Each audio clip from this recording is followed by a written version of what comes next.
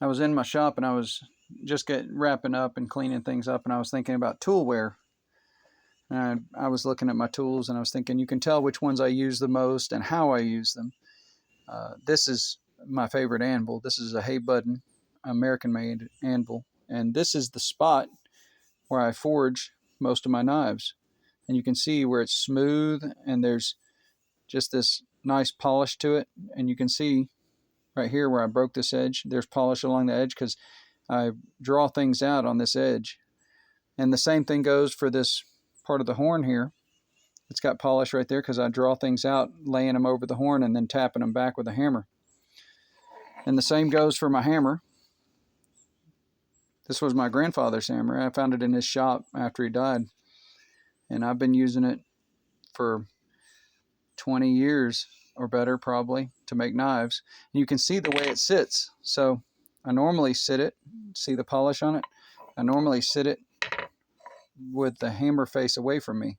And so you can see the wear from the anvil on the side of the hammer. And the same goes for most of these tools down here. This is my 6-pound hammer. It's got a wear spot in it on both sides. And you can see where I hit mostly with it. Same thing goes with the polish on the handles. You can see where the polish is on the handles, where I hold most. You can see it's darker down here because I don't hold it at the end. I usually hold it between here and here. And the same goes for my favorite set of tongs. So this is my favorite set of tongs. I made them out of 2 railroad spikes. Made this set of tongs. This is the one I use for holding blades. And you can see, look at the polish on those handles. This is my biggest and least used set of tongs, and it's what I use to hold the railroad spikes to make the other one, but you can see how rusty the handles are. This is my second most used pair of tongs, and I made them too out of some bar steel, mild steel or something, but you can see they've got more polish on them than the other ones.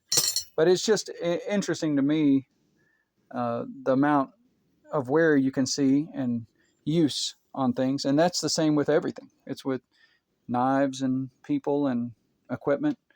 You can see how it's used and the way it's used and where the polish is, and you know, it just means it's been well used and well cared for. But anyway, just thoughts in the blacksmith shop today.